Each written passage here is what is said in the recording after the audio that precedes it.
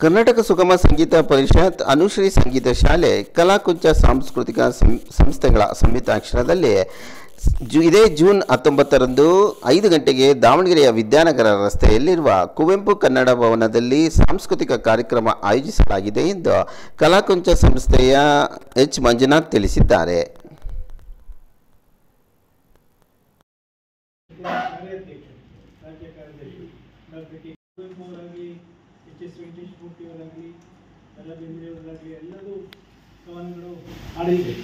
ಅದೇ ಸ್ಥಳೀಯ ಕವಿಗಳಿಗೆ ಅವಕಾಶ ಕೊಡೋಣ.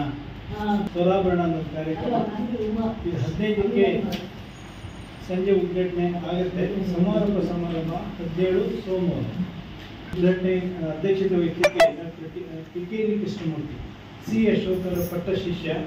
ಸಿ ಅಶ್ವಥ್ ಅವರ ಧ್ವನಿಯನ್ನೇ ಹಾಡ್ತಾರೆ. ಅವರು ಕರ್ನಾಟಕ ಸುಗಮ ಸಂಗೀತ ಪರಿಷತ್ತಿನ ಕಾರ್ಯಾಧ್ಯಕ್ಷರು, ರಾಜ್ಯ ಕಾರ್ಯದರ್ಶಿ ಡಾಕ್ಟರ್ ಕಿಕ್ಕೇರಿ ಕೃಷ್ಣಮೂರ್ತಿ ಅವರು ಅಧ್ಯಕ್ಷತೆ. ಮುಖ್ಯ ಅತಿಥಿಗಳಾಗಿ ಕನ್ನಡ ಜಿಲ್ಲಾಧ್ಯಕ್ಷರು, ಕನ್ನಡ ಸಾಹಿತ್ಯ ಪರಿಷತ್ತಿನ ಬಿ ವಾಮದೇವಪ್ಪನವರು ಜಿಲ್ಲಾಧ್ಯಕ್ಷರಾಗಿದ್ದಾರೆ. ಹಾಗೆ ಪ್ರಧಾನ ಕಾರ್ಯದರ್ಶಿ ಪ್ರವೀಣ್ BV, ಕರ್ನಾಟಕ ಸುಗಮ ಸಂಗೀತ ಪರಿಷತ್ತಿನ ರಾಜ್ಯದ ಪ್ರಧಾನ ಕಾರ್ಯದರ್ಶಿ. ಹಾಗೆ ಪ್ರಶಾಂತ್ ಉಡುಪ ಅವರು ಕೂಡ ರಾಜ್ಯದ ಸಮಿತಿಯ ಅಧ್ಯಯನಿಗಳು.